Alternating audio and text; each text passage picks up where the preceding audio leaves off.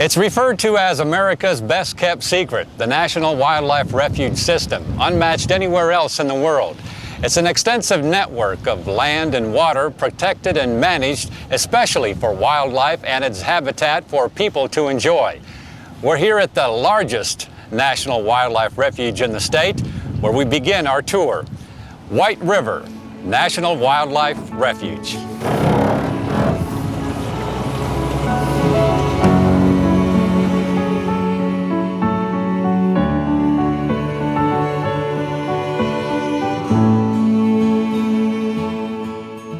Averaging 3 to 10 miles wide and almost 90 miles in length most certainly qualifies the White River National Wildlife Refuge to be the state's largest.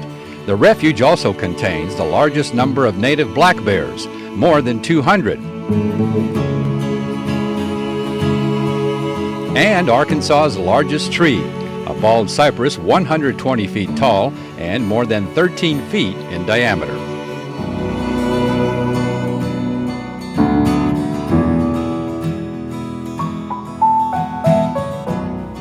We made our trip not along the White River, but along Indian Bay, located in the south unit of the refuge.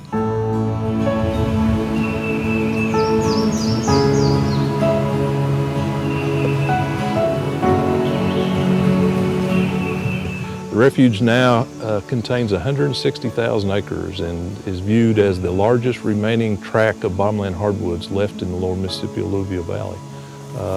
That size and the value of those bottomland hardwoods as a forested wetland is recognized around the world, and the Ramsar Convention on Wetlands has recognized it as a wetlands of international importance, primarily for its migratory bird value as well as biodiversity and just the wide range of flora and fauna that we have here. It's not just the ducks and the geese too during the wintertime. It's during spring and summer you have all these songbirds and I mean, just birds galore. Sure, it is a very valuable and productive habitat for not only wintering waterfowl, mallards. A lot of people, that's what they think of the Delta of Arkansas, but these large tracts of bottomland hardwoods are critical habitat for nesting songbirds. And a lot of these birds winter in Central and South America, and then they come back here to nest. The warblers and ovenbirds and parulas, cuckoos, a lot of different birds that use this habitat for their nesting areas. And maybe somewhere the ivory bill, but that's a whole different story. Yeah, maybe somewhere there's one out there or a pair still out there. Well, tell us about the importance of the flooding here that we see all along. The flooding is really what is the dynamic driving force of this bottomland hardwood habitat. It is the force that shaped the topography, or what we call geomorphology, and you look out across the delta and you think it's flat, but there's little subtle inundations and little drainage patterns and little ridges and little swales that were all created by this annual flood pulse and flooding. And so that shapes the landform of the bottoms, and just minor variations in that flooding determines what vegetative species we have, and they are all capable of withstanding different depths and duration of flooding. So out across the floodplain, there is a variety of tree species that are adapted to that particular site, and some species as much as a foot or two of variation will change which species would occur on that site. So the flooding shapes the landform, determines the vegetation that's on the floodplain, and then it is really the driving engine that nourishes the system, brings in new sediments every year. And from an aquatic standpoint, it is really the habitat, that flood pulse. We're here in the spring. This is excellent, what we call floodplain fishery habitat, that in these years like we are having now, when we have a prolonged spring flooding, the availability of fishery floodplain habitat for spawning and early development of fish fry this is excellent habitat. And in those flood years, we have the number of acres of available habitat increases many-fold. So we know in the years when we have a good spring flood, that the fishery reproduction is excellent, and that shows up in the following years in those age classes of fish.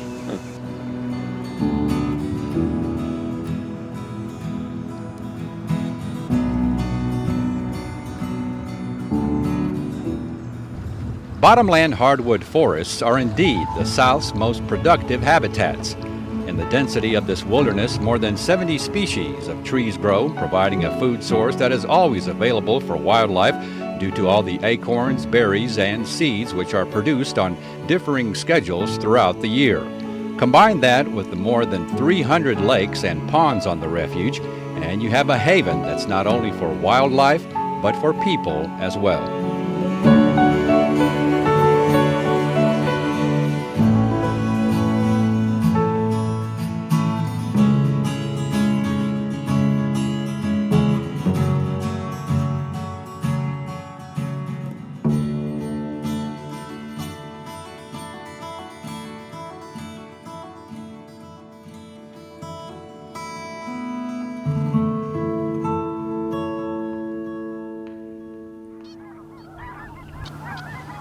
For decades, Bald Knob has been known as the strawberry capital of the world. Well, since the 1990s, Bald Knob can lay claim to a different notoriety as far as wildlife is concerned, with the Bald Knob National Wildlife Refuge. Let's take you through it.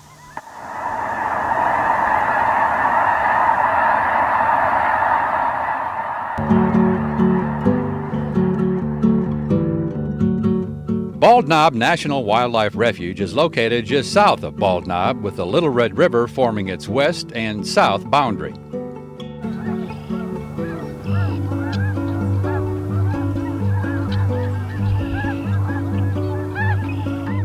This entire area was once a rice farm before becoming a part of the National Wildlife Refuge system.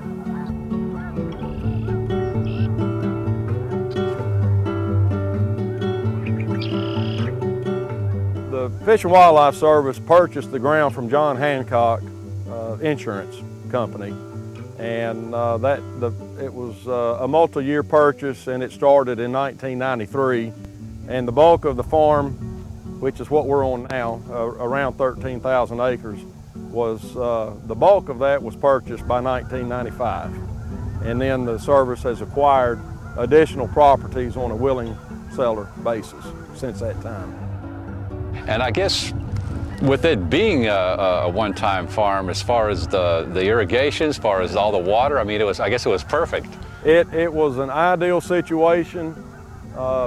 Every one of these fields is just like a compartment, and we've got total water management capabilities. We can put water on when we want to, and we can take the water off when we want to.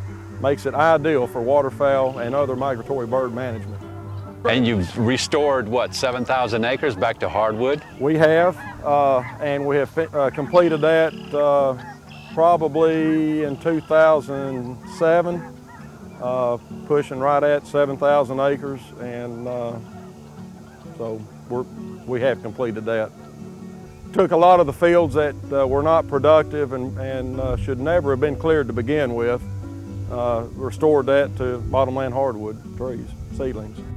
And of course, you still grow rice and other crops for the food for the wildlife. We grow typically on an average year about 2,000 to 2,200 acres of rice, and we rotate that with soybeans, milo, moist soil, which is a term that we use for annual grasses and natural vegetation that are good natural duck foods. So we try to rotate all that together, and we've got 4,500 acres of cropland currently.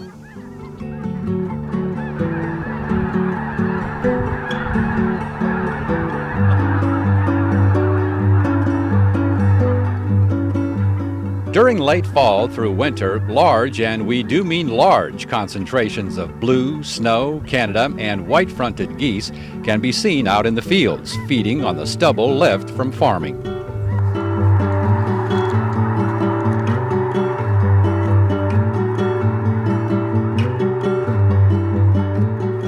If you happen to be out here just the right time of the day, you can see quite a show being put on as wave after wave after wave of waterfowl come in.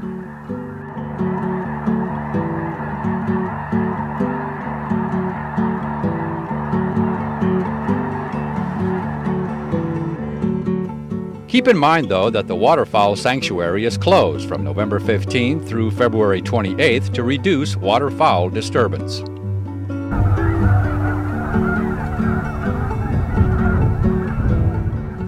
Although Bald Knob National Wildlife Refuge provides a winter home for all waterfowl, it was purchased specifically for pintail duck management due to its identification as a major wintering area for this prairie species.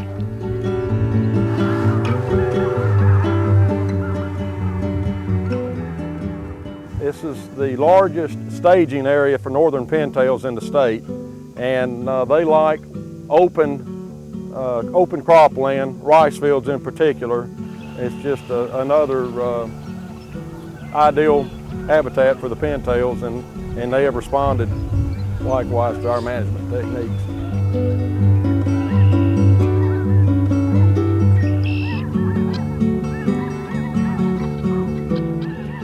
So, with a diversified management and resulting increases in migratory bird species and concentrations, Bald Knob National Wildlife Refuge is becoming renowned for its birding opportunities.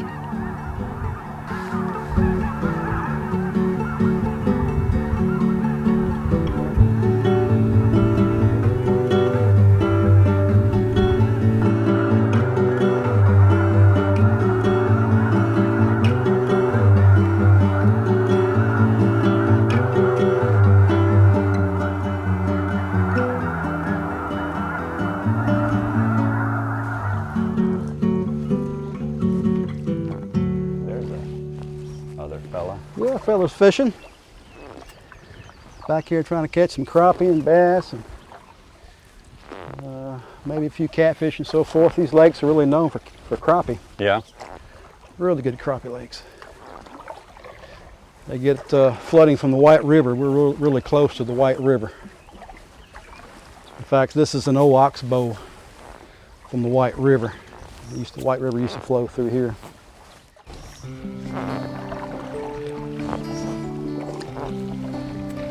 Joining up with wildlife biologist Richard Crossett of Cache River National Wildlife Refuge, we ventured out into what the locals refer to as Biscoe Bottoms in the south area of the refuge between Biscoe and Clarendon.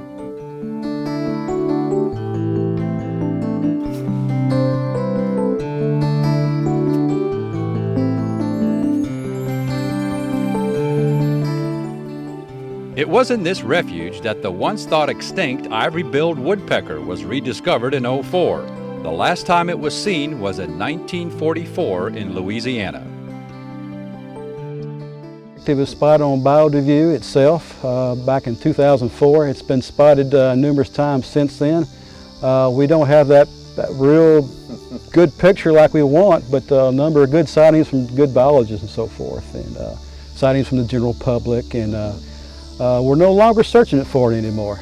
We stopped the search about a year or so ago. Cornell stopped searching about 2 years ago, and there was a small search about a year ago, but as far as that picture that we're hoping for, the ivory bill, we haven't gotten it yet.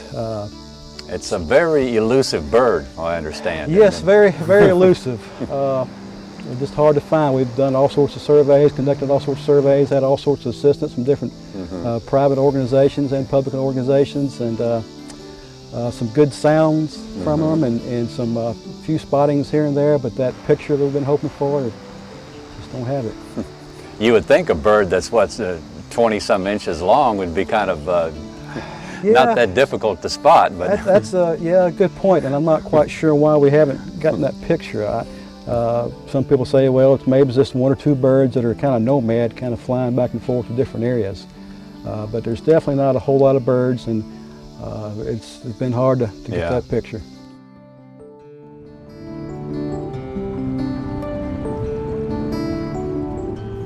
The Cache River Refuge contains a variety of wetlands, including some of the most intact and least disturbed bottomland hardwood forest in the Mississippi Valley region, which is why they're referred to as wetlands of international importance.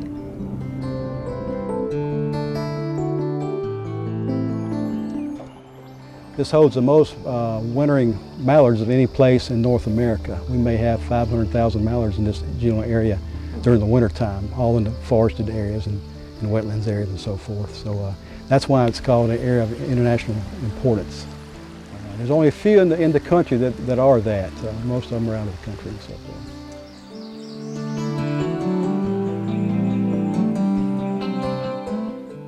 The long-term goal of the refuge is a reforestation plan to provide a hardwood corridor the entire length of the acquisition boundary distance of 70 air miles. Here again, we're about 70,000 acres. Our acquisition boundary is about 187,000 acres. And any area inside that we can buy from willing purchasers of land and so forth, or sellers of land. Right now, we have quite a few people that like to sell us the land, but we don't have money, and most of our money comes from Congress. We have other grants that we can get to purchase land, but most of it comes directly from Congress. But yeah, every time we buy partials, particularly if it's ag area, we'd like to make that reforest. We'd like to reforest the areas to make a bigger blocks, bigger habitat blocks of bottomland hardwood forest, which are great for waterfowl, breeding birds, forest breeding birds, deer, bears, and turkeys, and so forth. So we like those large blocks of habitat.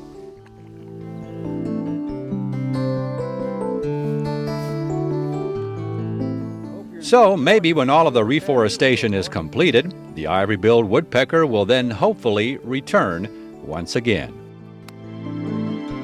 Water stags and water moccasins and all sorts of frogs.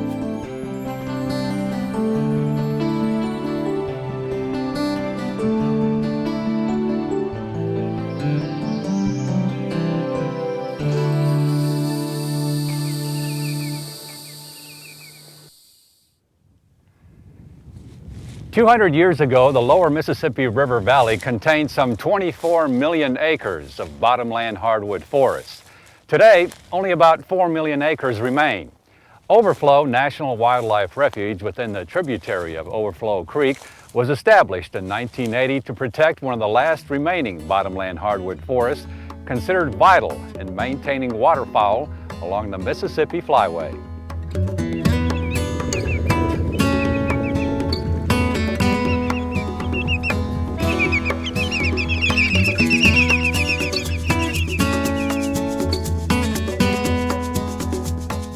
It is difficult to imagine just how much of this land was bottomland hardwood forest.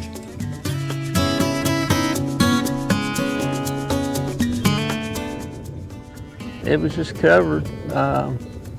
The big land clearing started probably around the Civil War when there was labor to clear the land. And of course Indians were clearing land here along Bayou Bartholomew even years before then. There were very large fields cleared along the bayou. They were higher ground. The Bayou Bartholomew was an ancestral channel of the Arkansas River, and the sandy banks are still the best farmland in the county. And that's where many Indian artifacts are found. Still quite a few signs of Indian civilization, Indian mounds.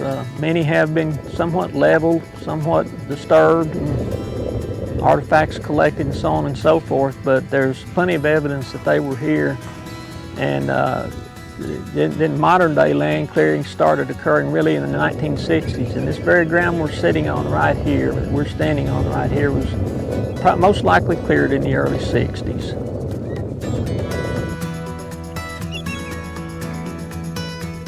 About 2,000 acres on the refuge have been reforested with the hardwoods that once grew here.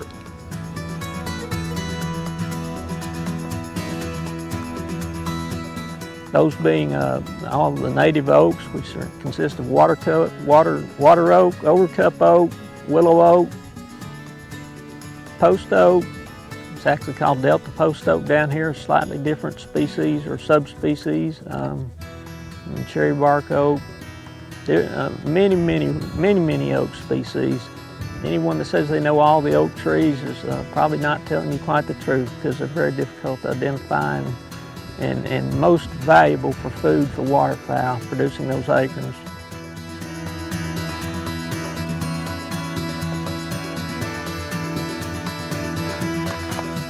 Refuge Manager Lake Lewis also stressed the importance of better educating the public about our National Wildlife Refuges.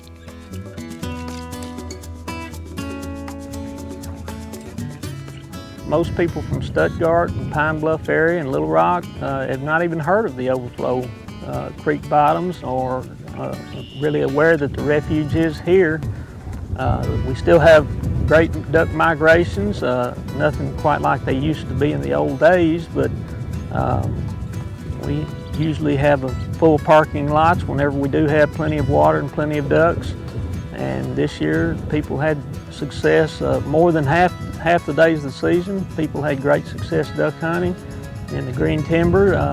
Primarily mallards are the main species of waterfowl that people are after. There are plenty of green-winged teal in the green timber down here, and lots of wood ducks, and occasionally even a few pintails and some gadwalls. Out here in the fields, we have a diverse array of ducks: gadwalls, green-winged teal, blue-winged teal, diving ducks, plenty of mallards. Gadwall and mallard are probably the two most sought after species here. And as winter comes to an end and we ease into this time of the year, we start seeing fewer ducks as we have today. We haven't seen very many ducks, but the shorebirds start moving on their northern migration back to Canada. That's what we're looking at here on this wetland today is a variety of shorebirds. They're feeding. They will feed till they just cannot stand it any longer. Then they will pick up and migrate further north until they lose practically half of their body weight, and then they will look for other wetlands like this in the Midwest as they move their way up through the Mississippi River Valley, and then they will set back down and feed.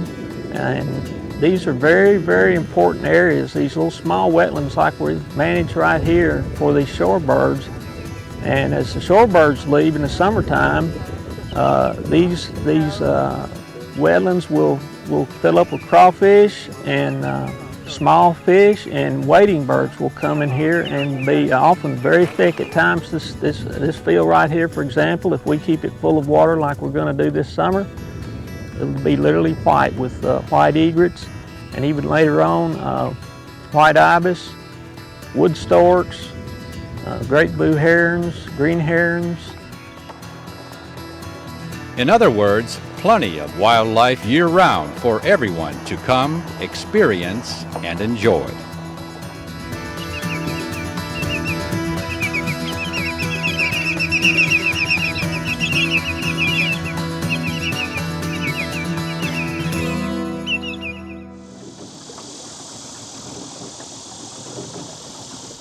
Pond Creek National Wildlife Refuge is another one of those tucked away, forgotten about places located in southwest Arkansas, northwest of Texarkana, near Millwood Lake.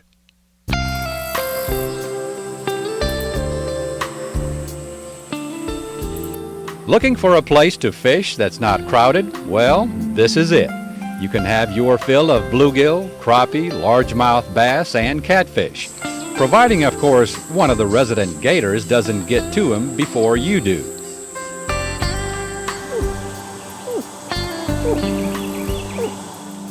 Pond Creek National Wildlife Refuge is dissected by an intricate system of rivers such as the Cossatot, creeks, sloughs, and oxbow lakes that meander through an extensive bottomland hardwood forest.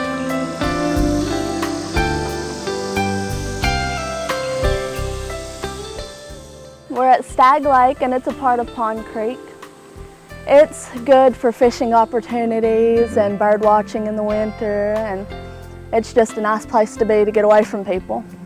Just about any place on the refuge is a nice place to be, and especially at the other area where we were looking at that gator. Right. I guess there's one or two in here as well. I'm sure. Probably quite a few.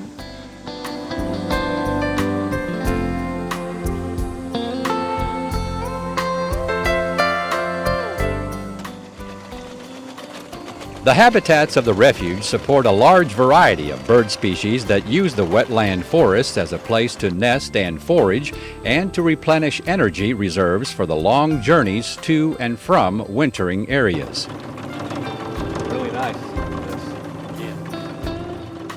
A lot of the migratory neotropical birds, they come from South America and they usually stop here to rest, and some of them do nest. Maybe not many of them, but they do stop and rest a lot of times and then head on their way.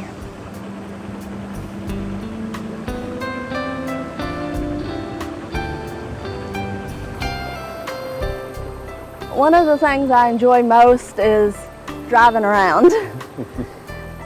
Being on the roads of the refuge, I get to see a lot of wildlife, deer running across the roads, birds here and there, and it's relaxing and peaceful to be out here, and I wish more people could see it the way I see it. And that's been the problem, I guess, in previous years, is educating the public of exactly what's out here for them. Right. We have many opportunities for people to just enjoy getting out. We have fishing, there's hunting, there's bird watching, and many people don't realize that we do have all of these things for them to enjoy.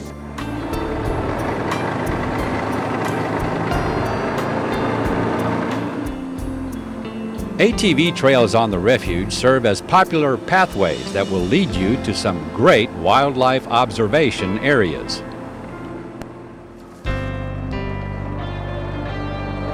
This is the way to enjoy a National Wildlife Refuge.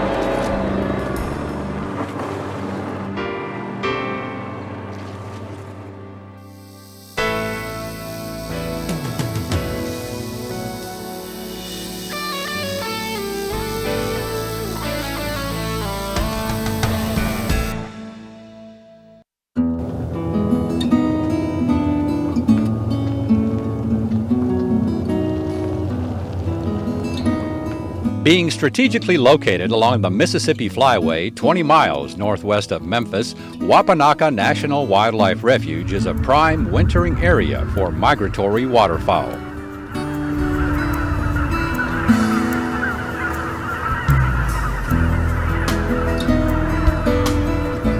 The observation deck, which overlooks Wapanaka Lake, is an excellent location to experience large numbers of wildlife.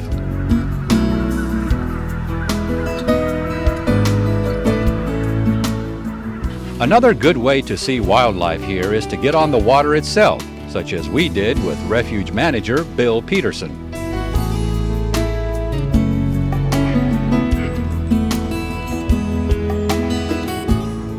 They can float it, they can drive it, and the best times of the year are, I guess, December and January. It's a great time of the year if you want to see waterfowl. Fall and spring, we have a lot of migratory songbirds coming through. Summer things are warm, good fishing on the lake. Great opportunity to see other wildlife. Now, there's a launching ramp, but people can, of course, have their own canoe, their own kayak, or whatever. Sure, we have two locations. We have a larger boat ramp usually used by anglers along Highway 77, and then just right by the refuge headquarters, a canoe and kayak launch. And that's the way we came in. And the driving tour, tell us a little bit about that. Sure, driving tour is about 3 miles long. It's a one-way route, accessed beginning at the refuge headquarters, and it's a great road. So all season accessible for cars, any vehicle. And what can folks see along the way? What kind of, as far as the terrain here and the wildlife too? Yeah, it covers the entire refuge. So they'll see Lake Wapanaka and Oxbow Lake, cypress swamp, bottomland hardwoods, some of our reforestation areas, and also grasslands. So it's a great opportunity to see all the wildlife at Wapanaka. I guess back in the 1800s, there's quite a history about this. Used to be a magnificent hunting club here. It was. Nash Buckingham, famous writer, was a member. And They sold the property to the Fish and Wildlife Service in the 1960s for a wildlife refuge.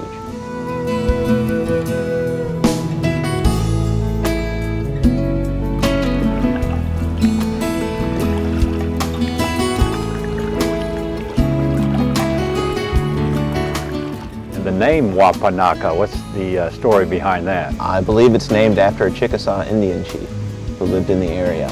When DeSoto originally came through, he actually camped on the shores of Lake Wapanaka for several days, and there was a large Native American village here. The variety of wildlife that does call Wapanaka home is quite abundant. Best viewing times, of course, are either early in the morning or late afternoon when wildlife is most active.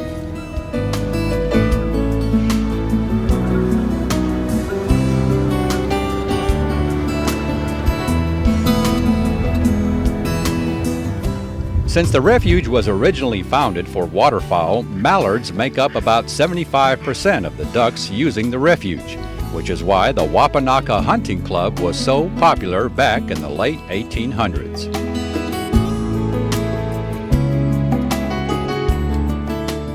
Some of the other feathered friends that can be found here are white-fronted, snow and Canada geese, and wood ducks.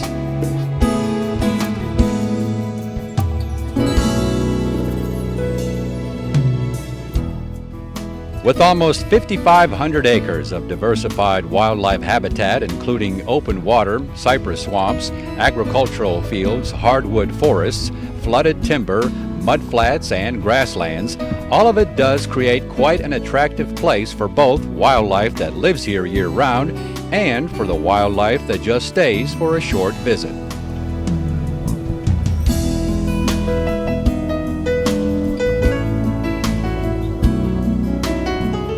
So either by canoe or kayak, car or truck, Wapanaka National Wildlife Refuge is quite the adventure in the heart of the Mississippi River Delta region.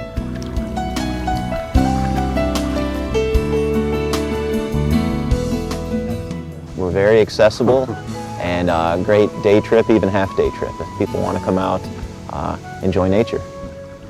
This is kind of a unique, we're about what, 4 miles actually from the Mississippi? Yes. And all around here is agriculture except this oasis. It is. We're really an island of natural habitat. So, great location for the northeastern part of Arkansas for people to come out and see the Delta, as it was a few hundred years ago.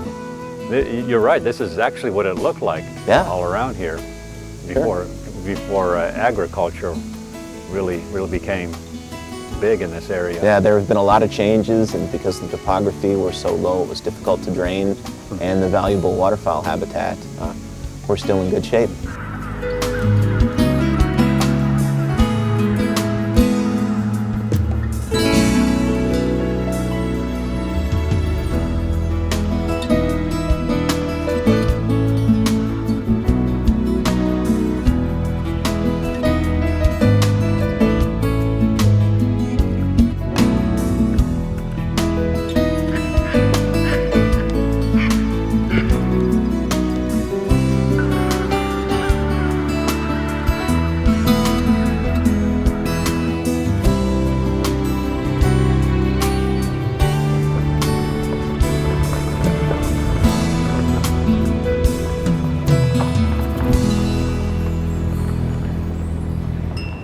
Big Lake National Wildlife Refuge in the northeast corner of the state is recognized as an important link along the Mississippi Migratory Corridor. This refuge played an instrumental role in the recovery of the bald eagle from its endangered status. Eagles have been raising their young here on an annual basis since 1993. During the winter months, peak numbers of waterfowl can sometimes exceed 250,000. So let's go on a tour of Big Lake National Wildlife Refuge.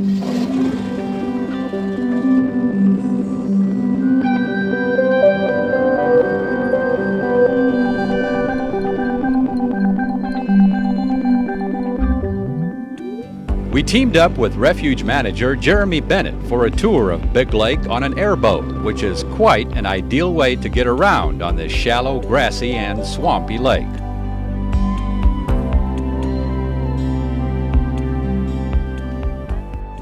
To do the work we need to do, this is one of the tools that we use. The lake has a lot of shallow areas, heavily vegetated, and this is really the only way to go. Unfortunately, this is something that's utilized by the service for work, but this tool is not allowed for the public to use for waterfowl disturbance, wildlife disturbance, things like that. Big Lake National Wildlife Refuge is one of the nation's oldest refuges, having been established in 1915 through an executive order by President Woodrow Wilson as a reserve and breeding grounds for native birds.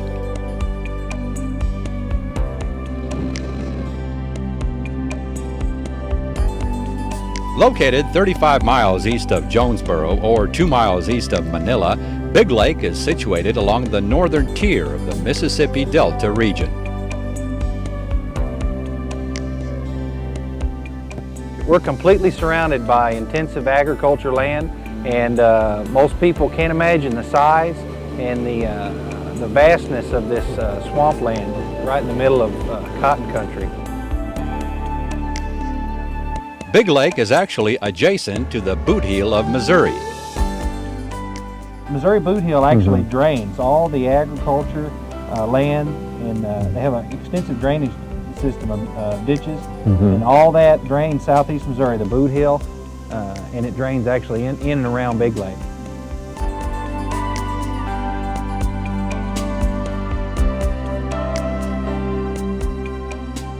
Hunting is of course not allowed on the refuge, but is allowed next door in the wildlife management area, with the duck hunter's #1 preference being quite abundant. Predominantly, probably 90% mallard, but we've got northern pintail, northern shovelers, we've got green-winged teal, Canada geese. We picked up a few Canada geese this past couple weeks. We've got some diving ducks, most importantly canvasback, which is a pretty important diving duck that is a species of concern, and a lot of people get excited about canvasbacks. They like the larger open water areas, which there's not many of those areas in northeast Arkansas.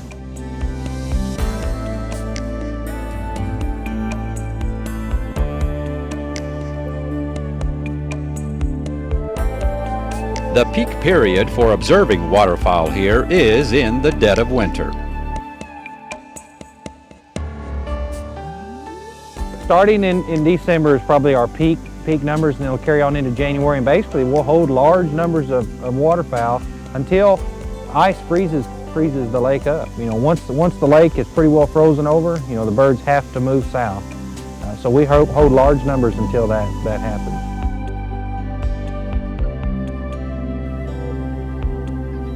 More than 225 different species of birds have been observed on the refuge and recorded since 1915, including bald eagles, having a nest located on the lake.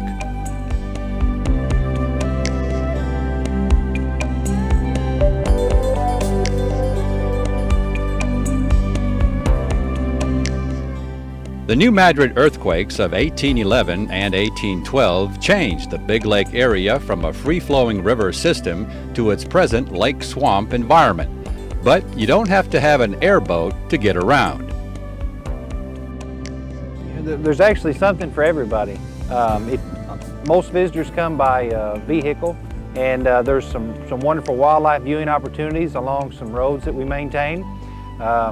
So you can actually view and photograph wildlife straight from your car window. And in the wintertime, that's a really good opportunity to enjoy what we have to offer in the comforts of your vehicle. So there are roadside viewing opportunities. We have some marked walking trails to observe wildlife along 4 different walking paths we have. If you bring a boat, it's depending on the time of year, most of the lake is a waterfowl sanctuary in the wintertime. So a large portion of the lake is closed to boaters when the largest concentration of waterfowl are here, so they're not disturbed. But in the summertime and the spring, you can bring your boat and enjoy lots of the flooded cypress areas on the lake. We've got a wilderness area that's pretty unique to northeast Arkansas, virgin cypress trees. The way it was here, I guess, years ago. Yeah, absolutely. It's really the only untouched portion of the refuge. It's about 2,600 acres, and basically it's undisturbed. It's an area of peace and solitude.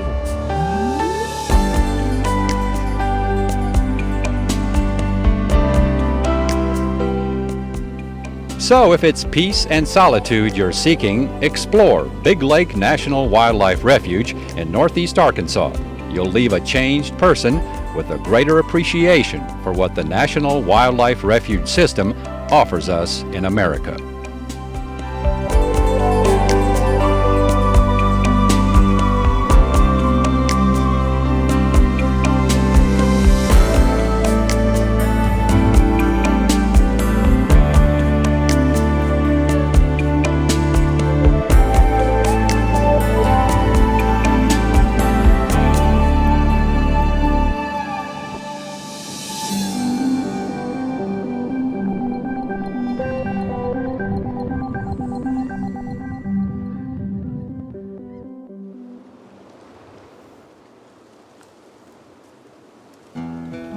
Next time you get an urge to take a joyride, how about a wildlife joyride? And if you make the drive here at Hollow Bend National Wildlife Refuge anytime during the fall or winter, you stand an excellent chance of seeing the greatest variety of wildlife.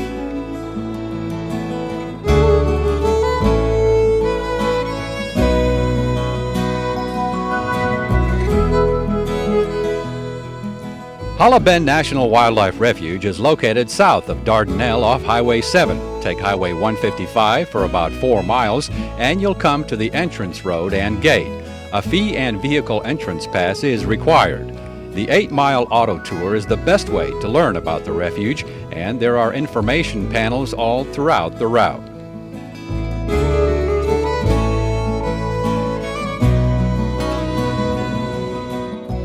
The first section of the drive will take you alongside the Arkansas River and down to one of 2 boat launching areas.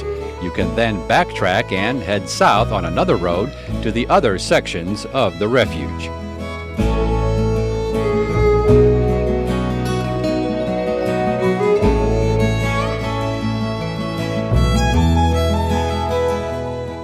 For your best chances of seeing wildlife, it is recommended that you stay in your vehicle and drive along slowly. But if you do get the urge to get out and do a little exploring, there is an observation tower here that you can utilize. The observation tower has been rebuilt and is now barrier-free. Viewing scopes are available at the top for a closer look at wildlife, but if you do have a pair of binoculars, you might want to bring them along as well for use in other areas of the refuge.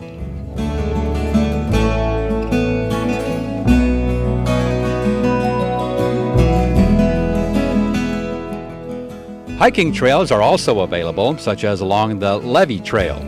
Hollow Bend's history is richly steeped in agriculture. Some of the earliest inhabitants to utilize the land were the Osage and Cherokees.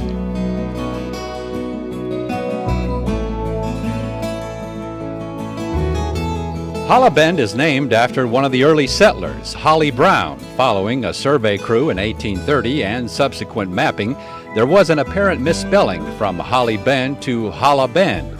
In the early 1900s, more than 65 families lived and farmed on this rich bottomland soil.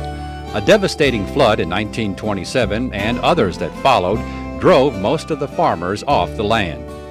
During the 1950s, the Army Corps of Engineers, in an effort to improve navigation and for flood control, straightened the Arkansas River by cutting a new channel across Hollow Bend.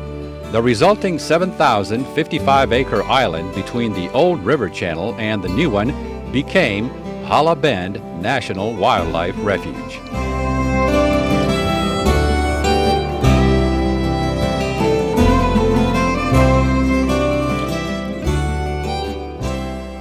Together, the agricultural fields and all the water impoundments make for quite a home for wintering waterfowl. In fact, it's not uncommon for the refuge to host up to 100,000 ducks and geese at once, including Canada and snow geese. Yes, snow geese, Canada geese, and also trumpeter swans that have been reintroduced to the refuge. And yeah, the trumpeter swans, hopefully they'll be coming back year after year. Yes, that would be great. It was a 3-year project with the Iowa Department of Natural Resources and the Arkansas Game and Fish Commission, a joint project, reverse migration of those swans. And providing food here for the waterfowl, you do that with the various crops and Yes, for the waterfowl, we feed them one of two ways. One with the native moist soil plants, where we water and dewater the areas at certain times of the year to encourage moist soil plants to grow, produce a seed, which are great for the ducks. And the other way is through the crops. We have a cooperative set up with our cooperative farmer here. He shows up and plants and leaves 75% of the crops for him, and 25% he leaves for us. And for us, meaning the waterfowl. And that's corn, milo, and millet. And eagle's nests. Yes. We have a couple, three of those out here. Yes, we have at least 3 active eagle nests out here on the refuge. That was started with the hacking towers back in the 1980s, where we were encouraging eagles to nest here on the refuge. And of course you have the ones that migrate here and then return. Yes, there are migratory eagles that come down. You could come in the winter times and actually see upwards of 10 to 20 birds at a time. They sort of tend to follow the waterfowl. What have you enjoyed, I guess, personally here since you've been here? Oh, I really enjoy the habitat. Really enjoy looking at how things change throughout the year. How you can come into one area and see lots of ducks and geese one time of the year, and come in later and see lots of neotropical migrants as well. Refuges in general, I know a lot of people, for some reason, they think that it's strictly, you know, for the wildlife, but it's for people too. Yes, absolutely. Along with our National Wildlife Improvement Act that was passed back in the early 1990s, we encourage people to come out on the refuge to participate in 6 primary things on them. And that would be hunting, fishing, environmental education, environmental interpretation, wildlife observation, and photography. So along with all the things that we do for wildlife out here, we still encourage the people to come out and enjoy the refuge as well.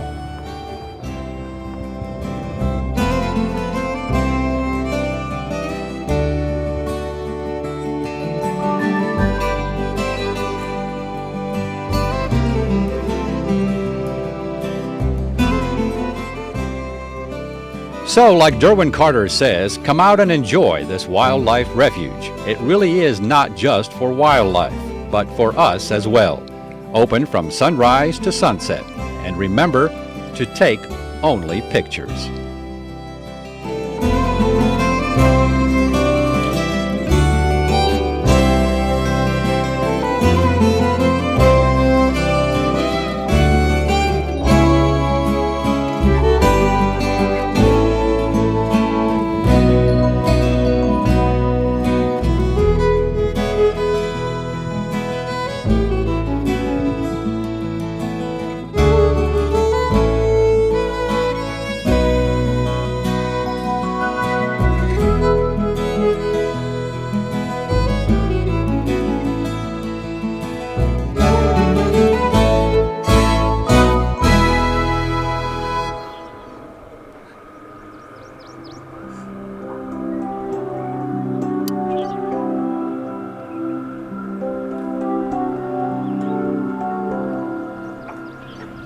Located about 5 miles west of Crossett, Felsenthal National Wildlife Refuge is an intricate system of rivers, creeks, sloughs, swamps, and lakes throughout a vast bottomland hardwood forest.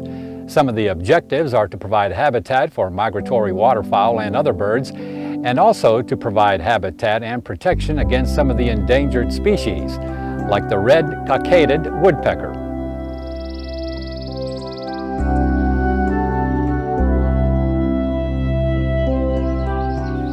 The decline of the red-cockaded woodpecker is primarily attributed to the reduction of pine trees of sufficient age for nesting, 60 years plus.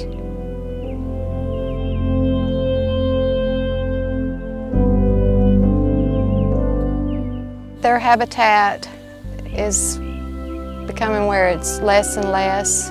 They like loblolly and shortleaf pines.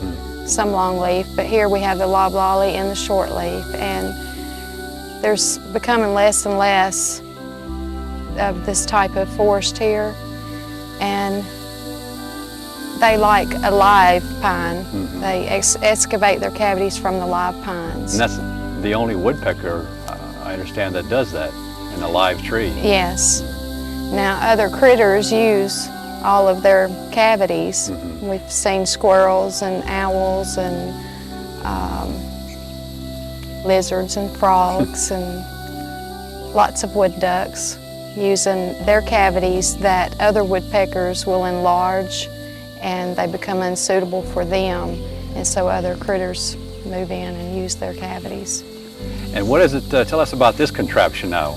This is called a treetop peeper, and it extends 50 foot, it's fiberglass pole, and it has a camera on the end with the light. It goes into the cavity and transmits down to this monitor where you can see inside the cavity.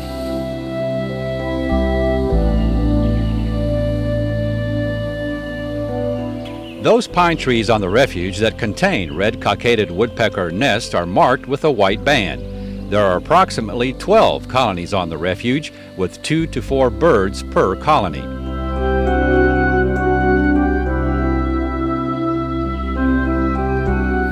When they nest and have young, all of the birds will eventually leave except for maybe a male.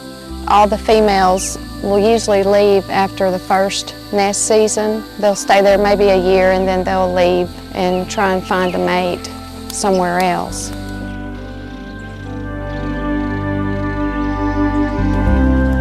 Getting the red cockaded woodpecker off the endangered species list may take quite some time. Yeah, it's going to take years, but I mean, we're working on that now to grow our population with the burning and timber harvest, trying to get our basal area down to what the birds like. And we could also start doing some translocating from other places that have a bigger population to help build ours up.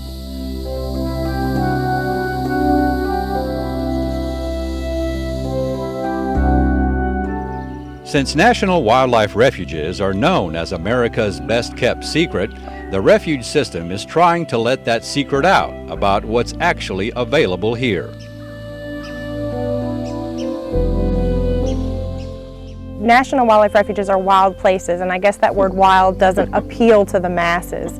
But Fish and Wildlife Service is taking a great initiative to try to change that.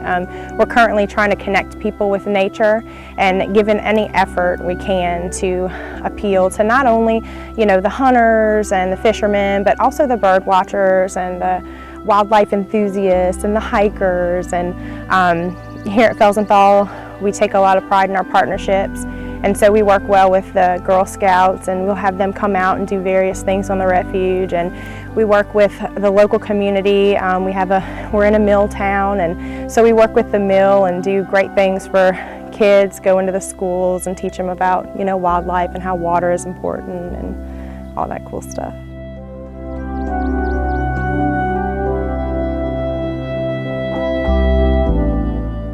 Primarily it was established for wintering waterfowl habitat and for endangered species, which the RCWs that we've been watching here today, as well as outdoor public recreation. Those are the main factors that we focus in on. The big difference between what we in National Wildlife Refuges do and national parks do, national parks are geared towards high public usage and more about people.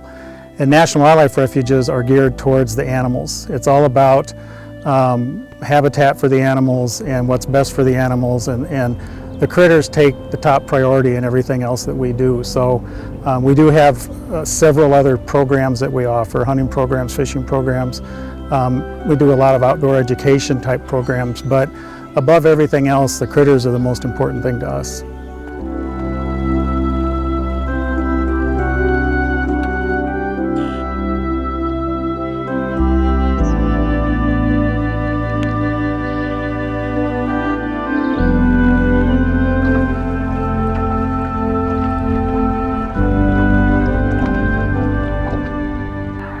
National Wildlife Refuges. They are indeed the best of what wild America has to offer, containing a priceless gift, the heritage of America's wildlife that was and still is, and what our children need to experience in order to preserve that priceless gift.